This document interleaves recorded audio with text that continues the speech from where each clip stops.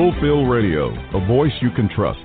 Broadcasting live presents Two Guys and a Bible with Don Preston and William Bell. Join us each week at 7 p.m. Eastern, 6 p.m. Central as we bring you exciting, sound, challenging, and comforting messages regarding the end times. Thank you for tuning in today. Don Preston is the founder of Preterist Research Institute, or PRI. Don is a prolific author, having written and published 19 books, a host of audio and DVD studies, and is a debater and defender of the full preterist view. His websites are BibleProphecy.com, Eschatology.org, and DonKPreston.com. William Bell is the founder of AllThingsFulfilled.com Ministries and has a website bearing the same name, and has authored 3 books, audios, and DVDs. He has published hundreds of articles and recordings. And now, ladies and gentlemen, welcome to Two Guys and a Bible broadcast with Don Preston and William Bell.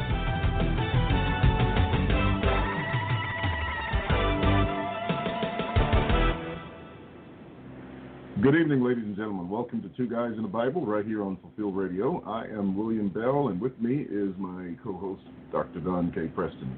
Don, how are you doing today? Well, still doing well, William. I hope you're well over there as well. You sound fine. Yes, I'm doing very well, and sounds like you're doing good as well. I'm going to take a break from the mic. I got to take care of some noise in the background. Let me get that out of the way.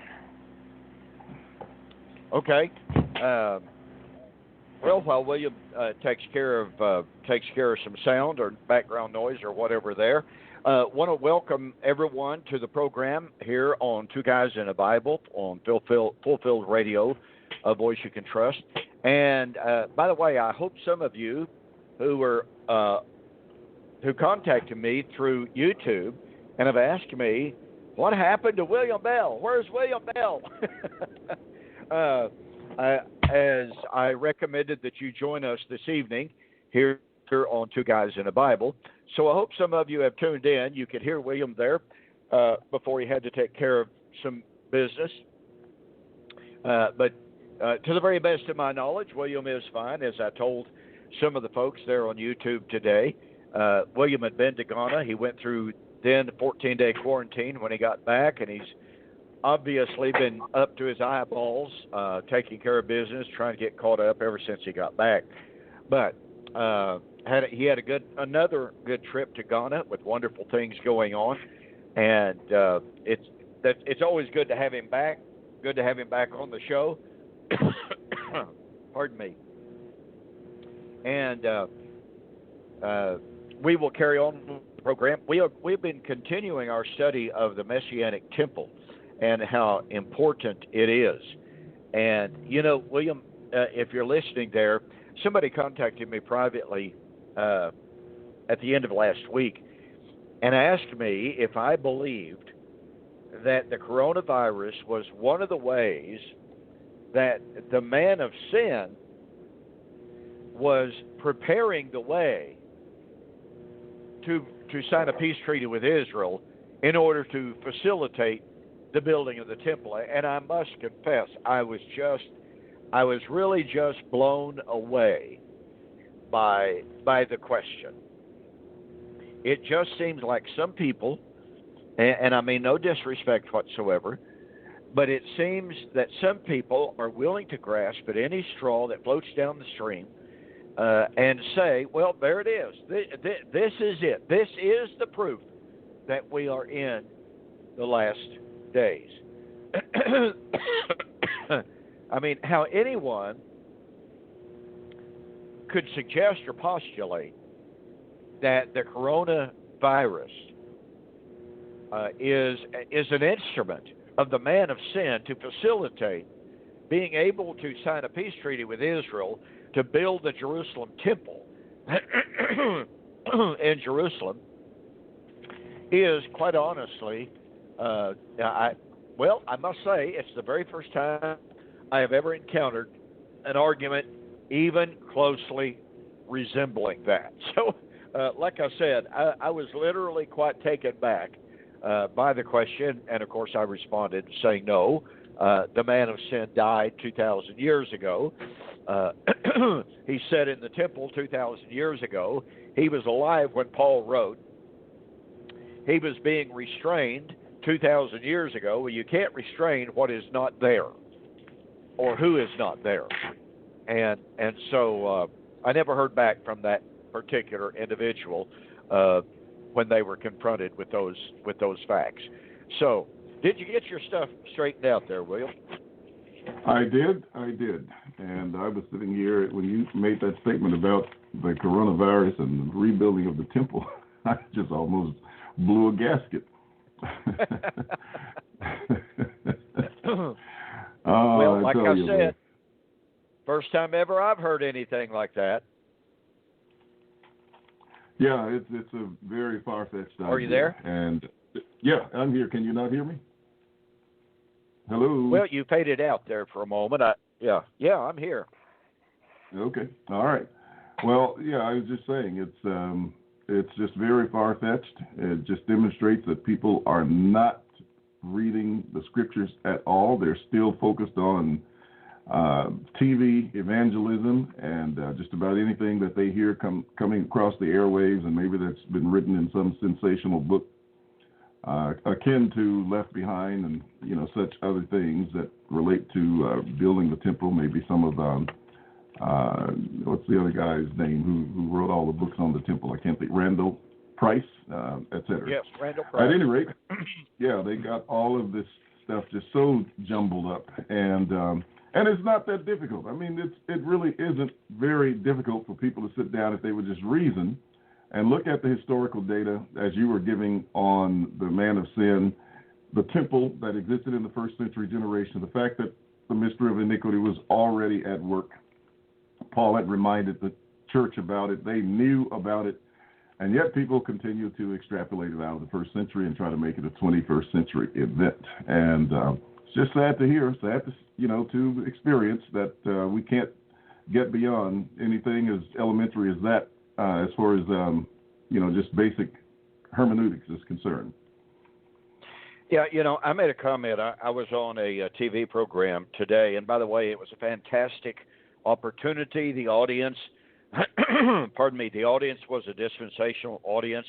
The program is hosted by Randy Robison, who is James Robison's, the very prominent TV evangelist.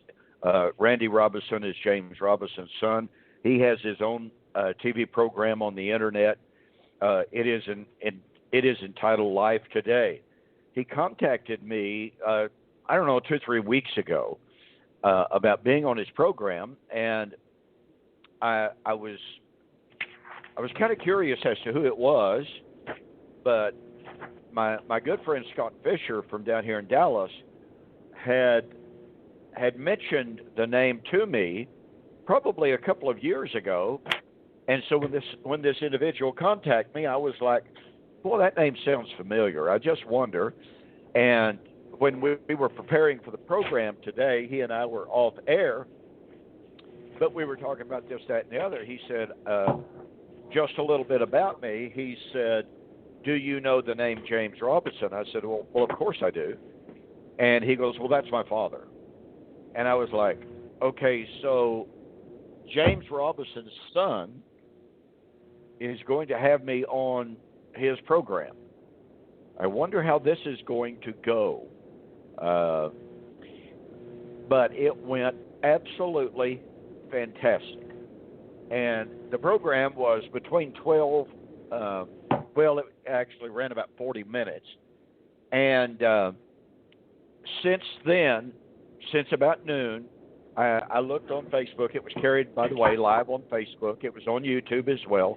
It's had right at 2,000 views since we did the program at noon. And he made the comment during the program, and of course he had these text messages popping up as you do in the admin page here at Fulfilled Radio. And he said, well, I'm getting the kind of response I really expected I was going to get. He said, I'm just getting one message right after another. What? We're not in the last days? Is this guy saying we're not in the last days? Well, if we're not in the last days, we're awfully close to the last days. And on and on and on it went. And so what a fantastic opportunity it was to be on his program and to be able to share with an audience that is probably 95, 99% dispensational. And, it remains to be seen what the response is. He seemed to be thrilled with the program. He said he wants to have me back. And so we'll wait and see. But it was certainly a thrilling opportunity because he was raised in that dispensational camp. And yet he has come to a position that he no longer espouses that traditional dispensational view. That's such a radical change for him. And to have the courage to present covenant, or at least to have a representative of covenant eschatology on his program, is rather remarkable. So we'll see what happens and what comes from that. Did his dad call into the show by any chance?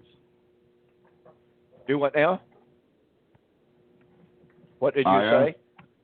Whether or not his dad called into the show while you were doing it. Not that I know of. At least he didn't hit the kill button. As we were talking, there's sorry, gotta go now. Dad's calling. So no, not that I know of. But like I said, it remains to be seen what comes of this. But it was a fantastic opportunity, and just a matter now of approximately 6 hours, almost 2,000 people had watched the video.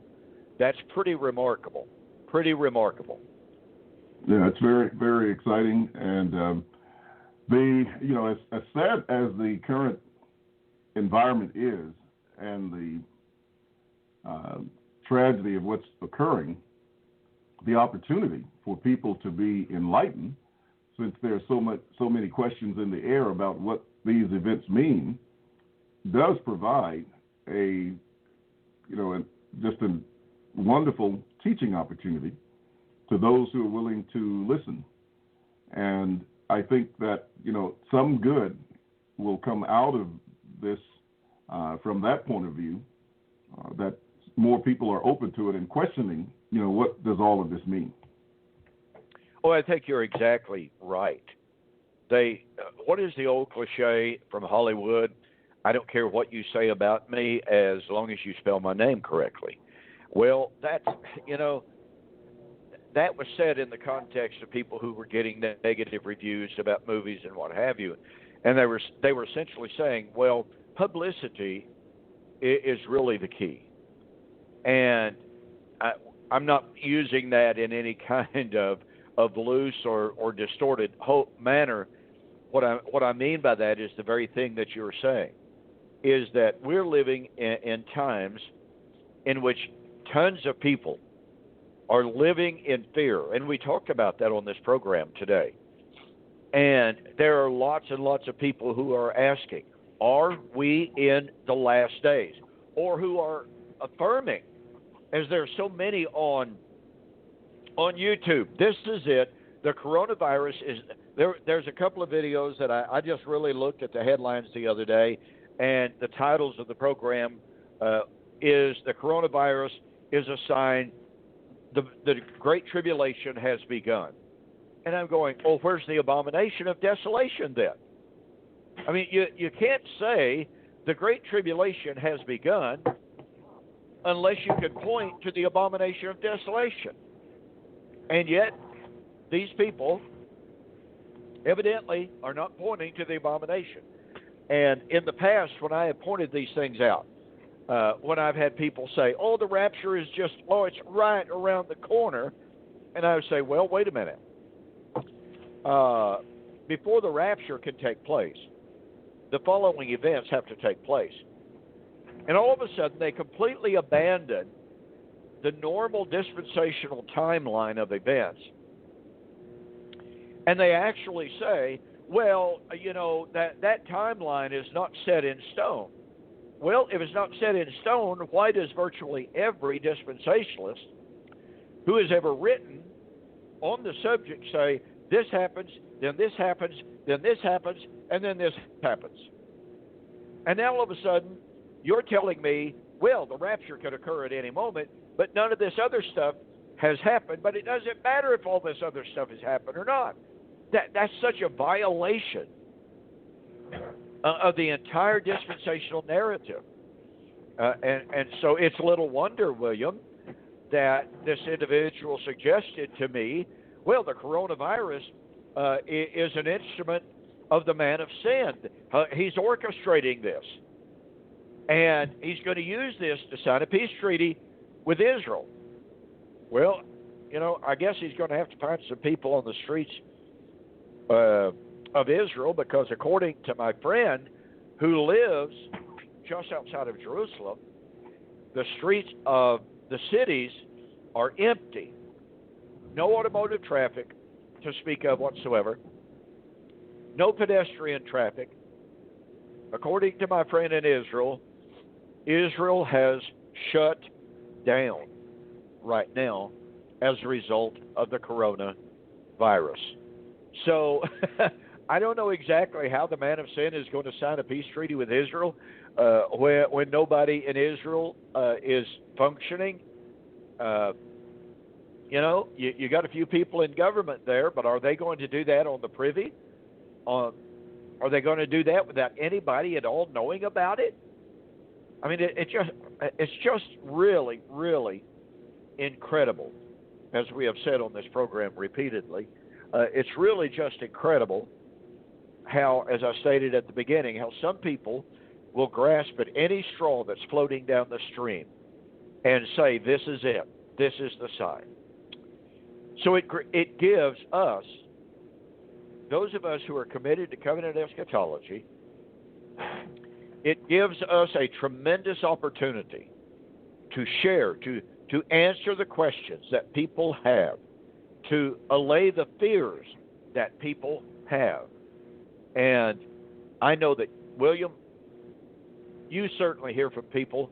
I hear from people, on a virtually everyday basis, who express the joy, who express the assurance and the confidence because of what they have learned about God's scheme of redemption, about God's faithfulness in keeping His word. So it's absolutely marvelous. It's an honor, a privilege, and it's humbling when we hear from people like this on such a constant basis, who are appreciative of learning the truth of God's faithfulness in keeping His word. Well, that's so absolutely true, and it's something that we just have to keep reminding people of as we move forward, and hopefully, in time, it will begin to take root, as it's already doing with many. But there are many more out there, and as we said, the opportunity is so broad and so great for others to hear and to come to an understanding. So I just trust and pray that the continued work that is being done will, continue to have its free course, and programs like the television program that you mentioned, which is an awesome opportunity to, give a specific audience the opportunity to hear these things for the first time. And we know over time how we get a steady flow of people coming out of that background and embracing covenant eschatology. And that is, without having an audience as you have today, but to have, really a audience that's focused on that and comprised of it, really should have a tremendous impact. So I'm looking to hear more good things out of that, and hope that you get, many opportunities to go back and do it again. Well, I certainly hope I have the opportunity. He seems to be excited about it. He said at least 2 or 3 different times, I've thoroughly enjoyed this. We want to do this again. We definitely want to have you back. He said, we'll give it a little bit of time. We'll see what kind of response we get to this. Well, we know what kind of response from some people he will get, which he got a taste of it there on the program today. What? We're not in the last days? who is this guy? How in the world can he say such a thing? So how he responds to that feedback will be interesting. But based upon what he said, he will be having me back at some point in the near future. And so I look forward to that. And as my friend Scott Fisher that I mentioned earlier, he is personal friends with James Robison. And he said, Don, we're going to try to use this to see if we can't get you on James Robison's television program. He said, James Robison has himself never taken a hardcore, just, set concrete view of eschatology. And he said he seems to be open to different views. And he said his main thing is we need to all get along. We need to all love each other. We need to talk to one another. We need to share with one another. So he said, who knows? We'll wait and see what happens. Well, I certainly am not predicting that I'm going to be on that show, but it would certainly be a fantastic opportunity if that opportunity did, in fact, open itself up. Scott Fisher knows some other people who are friends with that program, and so he's going to see what can be done. And I'm not trying to speak out of turn. I hope I'm not putting any undue pressure on anyone involved. I'm just simply expressing my personal opinion here. It may never come to fruition. May never, ever happen. But it would be an absolutely fantastic opportunity if it did. So, in the meantime, we continue to share with you, ladies and gentlemen, our listeners, those of you who are subscribers to Fulfilled Radio and who tune in every week or who tune in, pardon me, and you listen to the archives, we want to thank you for that. And we want to continue tonight our examination of this fantastic and fascinating subject of the Messianic Temple. What we've been sharing with you from Isaiah chapter 66, and everyone agrees with this now, is that the Messianic Temple is in the kingdom. Well, according to Scripture. Now remember, I'm not talking about what the dispensationalists teach. I'm talking about what the Bible teaches that we've been sharing with you over a period of months. That is, that the Messianic Temple is not built until Israel and the Old Covenant Temple, not a man of sin temple, but until Israel and the Old Covenant Temple is destroyed. Now that is so critical. We marched through that in Isaiah 2 through 4. We marched through it in Isaiah 25 through 28. We marched through it now in Isaiah 65. And now we've come to Isaiah chapter 66. We've spent a little bit of time of that. And we have seen how the Lord just so clearly stated, heaven is my throne, earth is my footstool. Where is the house that you shall build for me? For all of those things my hands have made. But to this man, not a temple, but to this man will I look, even to the man who is poor and of a contrite spirit, who trembles at my word.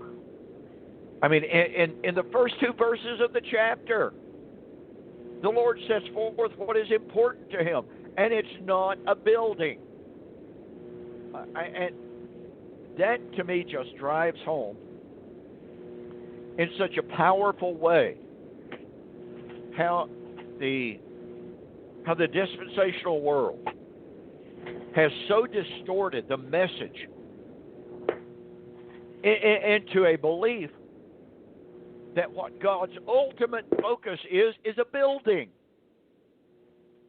with restored animal sacrifices. Instead, the Lord said, no, I don't dwell in buildings made with hands.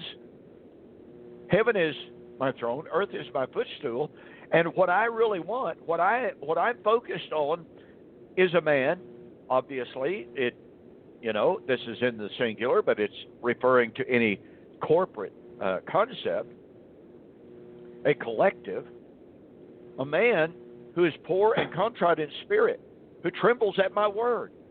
Now, the Lord said that he was going to bring on Israel.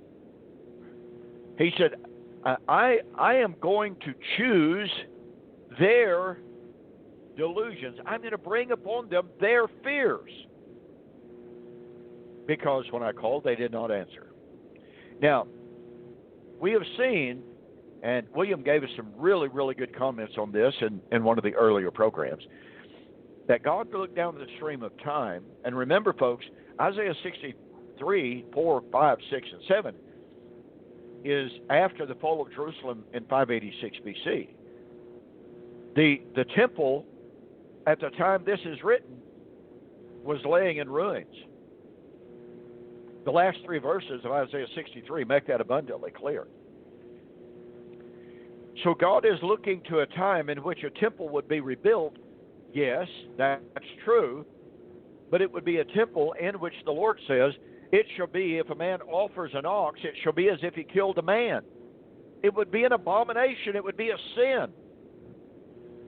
Now, we come down to verse 5. Hear the word of the Lord, you that tremble at his word. See, that goes right back to verse 2. Your brethren that hated you, that cast you out for my name's sake, said, let the Lord be glorified, but he shall appear to your joy, and they shall be ashamed. And then we find this ever so fascinating statement.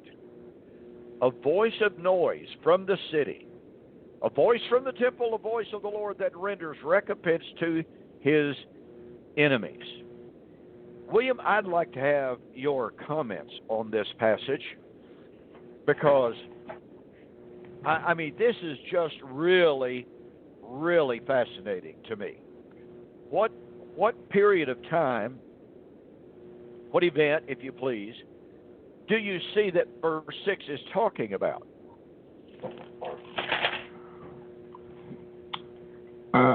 Verse 6, to me, echoes the message of Moses in Deuteronomy 32, when he talks about the time of vengeance that would be meted out on the terminal generation of Israel, the last generation, the generation of the real last days. And that is where I see the background for this particular text. In verse 6, the voice of the Lord who fully repays his enemies. That language is used in Deuteronomy chapter 32, almost verbatim in terms of the phrase there. And when I studied this a while back, I actually presented some lessons on YouTube that were from Isaiah 66. And that's what I came to the conclusion regarding this language. If you look in Deuteronomy 32, verse 41, he says, if I whet my glittering sword and my hand takes hold on judgment, I will render vengeance to my enemies and repay those who hate me. Well, I think that's where some of the language is coming from for this time. And certainly the context is applicable in terms of what's taking place here. If you're talking about the rebuilding of the new temple, the house not made with hands, and as you've already stated, that follows the demise of the old covenant temple, and that places the time frame historically with the fall of the temple in 70 AD, the destruction of Jerusalem, and so all of that falls into place, at least from my perspective. Oh, I think you are absolutely on target there as to the prophetic background of this promise of the Lord rendering vengeance to his enemies. Vengeance is mine, says the Lord. I will repay. That's directly from Deuteronomy 32, 41, and following. Actually, verse 35 and following. But it's interesting to me that it says a voice of noise from the city, a voice from the temple. In other words, the reality of the time of vengeance, which you so well brought to our attention here,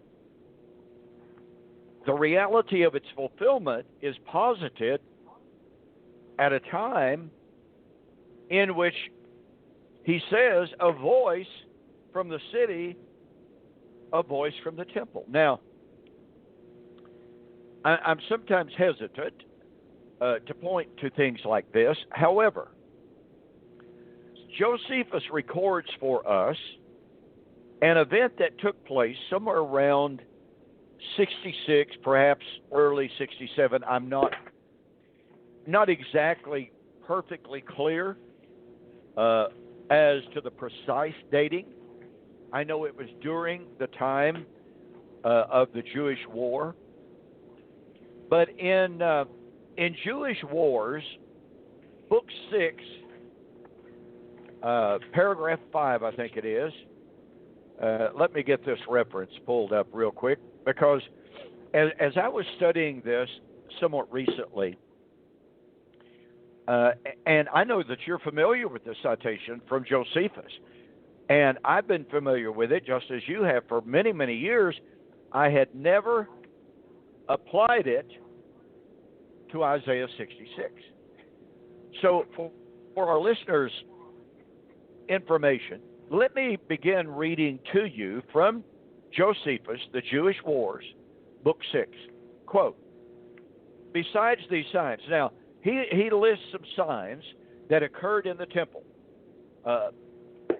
A calf gave birth to a lamb. I think that's what it was. But there were several signs. There was a sign of a dagger hanging above the temple. And it just stayed there, and it stayed there, and it stayed there. Okay, so besides these signs, a few days after that feast, on the 21st day of the month, Artemisius, a certain prodigious and incredible phenomenon appeared.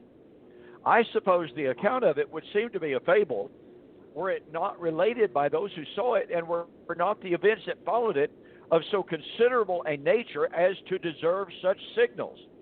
For before sunsetting, chariots and troops of soldiers in their armor were seen running about among the clouds and surrounding of cities.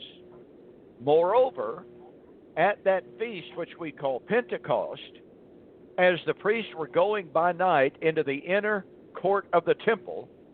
Now, where are they? They're in the temple. As their custom was to perform their sacred ministrations, they said that, in the first place, they felt a quaking, and then they heard a great noise, and after that, they heard a sound as of a great multitude saying, let us remove hence. And he goes ahead to say, once again, a supernatural apparition was seen, too amazing to be believed. What I am now to relate would, I imagine, be dismissed as imaginary had this not been vouchsafed for by eyewitnesses, then followed by subsequent disasters that deserve to be thus signalized. And again, he repeats himself, for before sunset, chariots were seen in the air over the whole country, and armed battalions speeding through the clouds and encircling the cities. By the way, even the Roman historian Tacitus, writing in 115 AD, said this, prodigy, and he's writing about the siege of Jerusalem, the war. Prodigies had occurred, but their expiation by the offering of victims or solemn vows is held to be unlawful by a nation which is the slave of superstition and the enemy of true beliefs. In the sky, a vision appeared of armies in conflict, of glittering armor. A sudden lightning flash from the clouds lit up the temple. The doors of the holy place abruptly opened. A superhuman voice was heard to declare that the gods were leaving it, and in the same instant came the rushing tumult of their departure. Wow. Now, I don't know if this is a non-inspired record of the fulfillment of Isaiah 66, but we do know that Isaiah 66 is predicting the fall of Jerusalem. We do know it's predicting the siege. We do know it's predicting that very time. And so while I concur 100% with your assessment of the covenantal background to this time of the rendering of recompense to his enemies, there's no question in my mind that that assessment is absolutely correct. The time of fulfillment, it seems to me, may well be recorded right there on the pages of Josephus. Now, what think you, William Bell? Well, it's very interesting correlations made there. Certainly, they're all within the same time frame, and you have nothing specifically to say that's what it is, but there's nothing specifically that says it isn't either. So at the same time, I think that you can definitely make some correlations there. We know that there are historical events that happened in Josephus, that were recorded by Josephus that are not necessarily and specifically stated in Scripture, but yet they were the fulfillment of those Scriptures. And so I think it's a very interesting thing. I'd like to look into it more and just see what I can make of it. But on the surface of it, it sounds very plausible. Well, like I said, it was one of those things, and as I stated a moment or so ago, you and I have been aware of that citation from Josephus. I know I certainly have, and I know that you have as well for years and years. I just never made the connection. And somewhat recently, I was, going through Isaiah 66. I was actually preparing to write another article on it, and it was like, wait a minute. Wait just 1 minute. Here, in the context of this covenantal judgment, and by the way, folks, let me make this observation. Josephus is very clear in stating that he believed that the Song of Moses, Deuteronomy 32, was being fulfilled at the time of the judgment of Jerusalem in 66 to 70. Now, he just calls attention to Deuteronomy 32. And he says that many learned men believed that it was being fulfilled at that time, along with, by the way, Daniel chapter 9. And so we do have attestation from Josephus that he believed that the covenantal curses of the Song of Moses were playing out. Now, let me be very clear here. Josephus makes no mention, obviously, of Isaiah 66. And I say obviously, I don't know why I would even say that, because he was a firm believer that prophecy was being fulfilled in his day, in his generation. The prophecies from the Tanakh of Israel's last days destruction. He was convinced of that. What I intended to say by that was, he very clearly was not citing any kind of a New Testament application of that. He was not citing and making any messianic application of that, because he was not a Christian. He did not believe in Jesus as Messiah. So I kind of got my tongue tangled up in front of my brain there for just a moment. But again, I have found this to be such a fascinating correlation. I don't believe it's merely coincidental that we have the covenantal prediction of the time of God rendering recompense on Israel. We know that was in AD 70. We know even Josephus made that connection And to me, therefore, it is an extremely, extremely short step to see Josephus's recitation of these amazing things that happened there in the temple. Now, I sure wish that Josephus would have said, and this happened in fulfillment of Isaiah. But he very seldom made comments like that. He very, very, very seldom ever said, well, this happened and it's very clearly the fulfillment of this and that. He was more generic. Now, I made a comment a moment ago. There's no question that he believed that Deuteronomy 32 was being fulfilled in his generation, in the siege and destruction of Jerusalem. But he never gives us a verbatim quote from a text from the Old Testament and says, this prophecy is fulfilled right here. He's not into that kind of citation. But again... Do you suppose...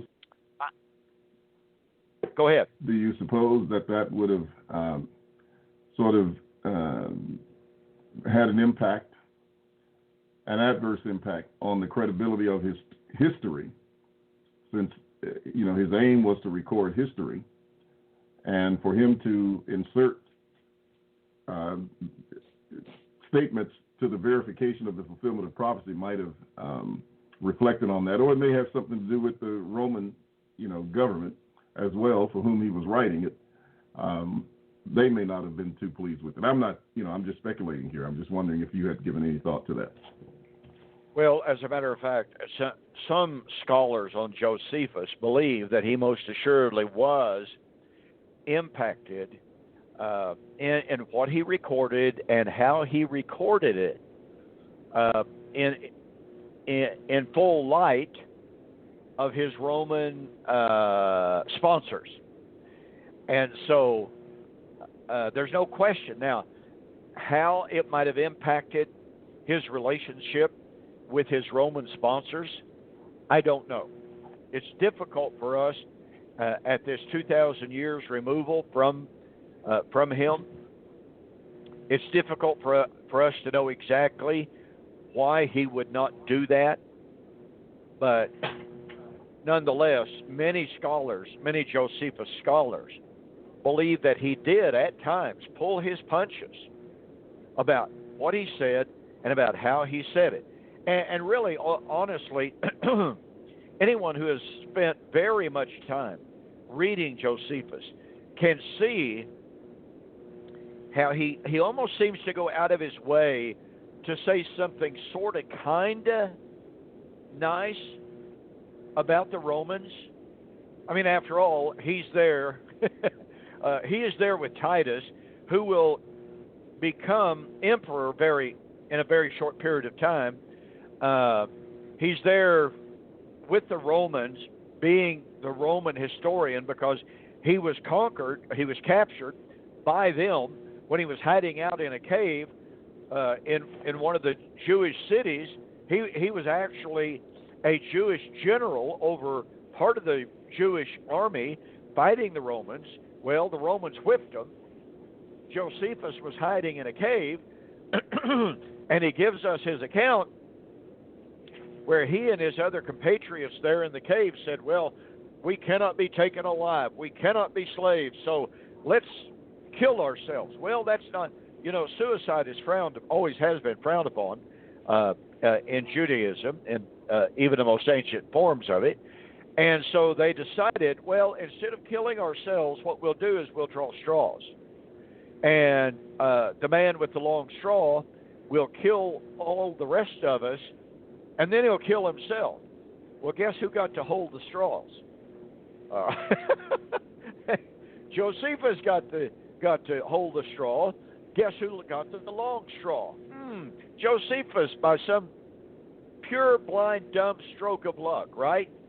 He got the long straw, so he killed the rest of them and sat there and waited until the Romans discovered him and said, take me to your leader. I have a prophetic word from Yahweh, the God of Israel, that he needs to hear. So they took him to Vespasian, who was the general in charge at the time, sent there by Nero. And he there in front of Vespasian, he said, "Our scriptures say that one shall invade Judea and become ruler of the world." And he said, "That is you, Vespasian." Well, Vespasian thought that was just sort of kind of cool. And so he officially made Josephus his historian. So you can see from that, Josephus owed a great deal of gratitude. He owed his life to Vespasian and to the Romans. So it would be little wonder that in his record of the war, that he actually went out of his way to say some good things about the Romans and Titus during the last days of the siege, for instance. Titus wanted to spare the temple, for instance, but it was his soldiers in a fit of rage who burned it down. So, yeah, there is that element in Josephus. I just simply don't know. I don't have enough knowledge to know whether or not Josephus pulled his punches and just, instead of saying, well, that voice that was heard, that vision that was seen, was in fulfillment of the prophet of Isaiah. You know, maybe he just thought, you know what, all I've got to do is record it, and my countrymen will know what I'm talking about. Well, let's face it, his countrymen, a whole bunch of them who were in Jerusalem, who were around the temple, they already knew about it. I'm not sure he had to say this was in fulfillment. So anyway, this is to a certain degree. I would admit, be the first to admit, this is perhaps a bit of speculation, but nonetheless, the correlation between what Isaiah said and in correlation with the fact of what William pointed out, and that's the covenantal source of Isaiah 66, verse 6, in correlation with Josephus's application of that covenantal wrath on the city, I find it to be a fairly compelling case to believe that what Josephus recorded was in fact the fulfillment of Isaiah 66 and 6. So, William, I look forward to your further assessment of that, your further research of that. I haven't found any commentators who went out of their way to comment on it, who said, well, this is that, and blah, blah, blah. So it's kind of interesting. I haven't found a commentator. Now, maybe I just simply haven't looked enough. But nonetheless, I haven't found a commentator who made that connection. So I will await your assessment on that, Dr. Bell, to see if you can dispel that or if you can confirm that. Well, as soon as I'm able to gather some information on it, I'll be sure to let you know. All right. So, one thing that we do know is this is a prediction of the coming destruction of Jerusalem. Now, keep in mind, folks, that from 586 BC, the destruction of the Jerusalem temple at the hands of the Chaldeans, until 70 AD, the city and the temple were never totally destroyed. Now, Antiochus Epiphanes conquered the city. He desecrated the temple. He did not completely destroy it.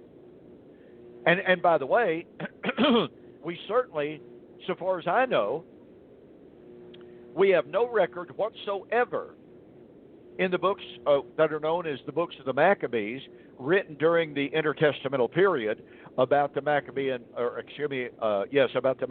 revolt against Antiochus Epiphanes and the Seleucids. We don't have any record of anything like verse 6 taking place. So, it raises the question, okay, if this is mere poetry, if this is mere poetic expression, then perhaps it could apply to any time. If it was, however, to be fulfilled in somewhat of a literalistic manner, then hey, the fact that we have no record whatsoever of this taking place may be significant. And by the way, there's something else that may come into play here. There are rabbinic citations. There are rabbinic quotes from really ancient sources that, according to these Jewish sources, and other historians, by the way, that beginning in approximately 30 AD, perhaps 33, the Shekinah glory cloud. Now, I'll be very honest with you. I'm a little bit skeptical about this.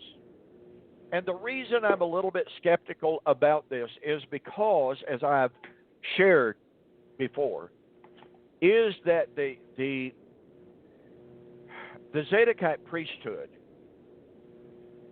was completely corrupted during the intertestamental period of time when Onias the fourth was killed. And he was the very last of the properly certified priests. Those who came after him were hirelings. They were violent. In some cases, they were violent men, murderers. And so,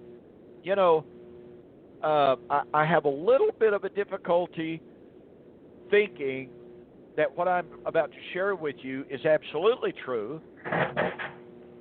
and yet nonetheless, we find this in different historical sources. Now, there was a book written by the name of The Secrets of Golgotha by Ernest Martin. Now, Ernest Martin is a very highly respected scholar. And Ernest Martin said that early on, now he doesn't tell us that it was in 30. He tells us that it was in approximately 66 AD. I believe it's some other sources, rabbinic sources, that say it happened in 30. But Ernest Martin says that in approximately 66 AD, which, by the way, would have been about the time that the Christians fled Jerusalem in obedience to what Jesus said in Matthew chapter 24, 21 and following, that when they saw the abomination of desolation, let those in Judea flee to the mountains, and they left, okay? So they fled. The Christians fled Jerusalem in 66. Okay, so Ernest Martin says that it was at that time the Shekinah glory cloud departed from the temple. Now, here's where I have the problem with this. I have a difficult time believing and maintaining that the Shekinah glory cloud still hung over the Jerusalem temple from the time of Onias until 66 AD. I'm just simply relating what some scholars have said. Nonetheless, Ernest Martin says that according to the rabbinic sources, the Shekinah glory cloud left that temple, and guess where it went? It went over to the Mount of Olives, and it sat there until it departed. Well, that takes us back to Ezekiel chapter 10, because Ezekiel records for us that at the beginning of the destruction of the siege under Nebuchadnezzar, or immediately prior to it, the Shekinah glory cloud departed from the temple, went eastward to the Mount of Olives, and then departed. And it was at that time that we find this rather remarkable prophecy or statement about how the inhabitants of Jerusalem were going to be carried off into the far countries as captives. But he said, wherever I disperse you, wherever I take you, wherever you are scattered, there I will be for you a little sanctuary. In other words, God said, you don't have to have the temple. You don't have to have the Shekinah glory cloud. I'm going to be with the righteous remnant. Now, the rather remarkable thing about this record about the Shekinah glory cloud is that even even Eusebius, in his book, The Demonstration of the Gospel, let me pull this up, see if I can find this real quickly here. Got this in my database. Well, you were looking for that, on that point that God was going to be a little sanctuary among them in the countries where they were scattered. There were those who were the rebellious in Jerusalem claiming, we are the meat and this city is the cauldron. So they were trying to claim security in the city in opposition and rebellion to the prophecies that Ezekiel had made, as well as Jeremiah at the time. And God was letting them know that, no, that's not going to happen. He was going to protect those that, had been scattered, as opposed to those who were trying to remain there and claim that, the prophecy was not going to be fulfilled and that it was postponed and delayed. That's exactly right. And by the way, we see the exact same thing played out in the siege of 66 to 70. We see the righteous remnant and the Christians, they left the city, but the zealots who said, no, God is with us, God is with this city, they stayed in the city and they were destroyed. Okay, I've got this pulled up. In Eusebius, in his Proof of the Gospel, that is the Demonstration of the Gospel, in Book 6, Chapter 18, he says, quote, believers in Christ congregate from all parts of the world, not as of old time because of the glory of Jerusalem, nor that they may worship in the ancient temple at Jerusalem, but that they may worship at the Mount of Olives opposite to the city where the glory, the Shekinah glory of the Lord, migrated when it left the former city.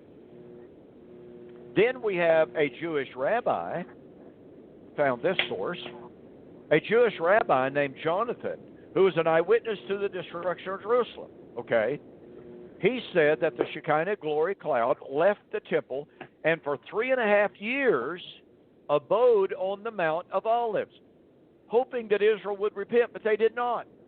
While a bat kol, that's the voice from heaven, issued forth announcing, return, O backsliding Jerusalem, which is a citation, by the way, of Jeremiah 3, verse 14. Return to me, and I will return to you, which is a quote from Malachi chapter 3, verse 7, by the way. When they did not return, it said, I will return to my place. Oh, which, by the way, is a citation of Hosea 5:15. So this is found, and that citation, by the way, of the Jewish rabbi is found in that book, Secrets of Golgotha by Ernest Martin. And even Jerome, who wrote 100 years after Eusebius, he recorded that event. And so it's not as if we don't have some attestation to this. Let me simply state my own reservations about this one more time. I have a difficult time believing that the Shekinah glory cloud resided on that temple from the time of Onias until 66. That to me kind of it hits a discordant note. And so this to me is one of those things that I would really, really, really like to know more about. If someone in our audience is a good historian and you know of any sources that reference the Shekinah glory cloud being on the temple from the time of Onias onward, please let me or William know, because this is an element of tremendous interest to me. Well, look, it looks to me like we are out of time for this evening. Folks, we've given you a lot of really good background information this evening.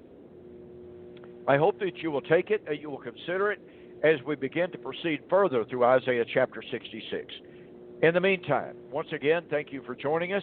William, always be great to be with you. By the way, I'm going to call you when we hang up. I've got a thing or two to discuss. And so, ladies and gentlemen, please be safe. Be constant in prayer. This too will pass concerning the coronavirus. With that, I will say good night and God bless. Thank you for joining the Two Guys in a Bible radio broadcast.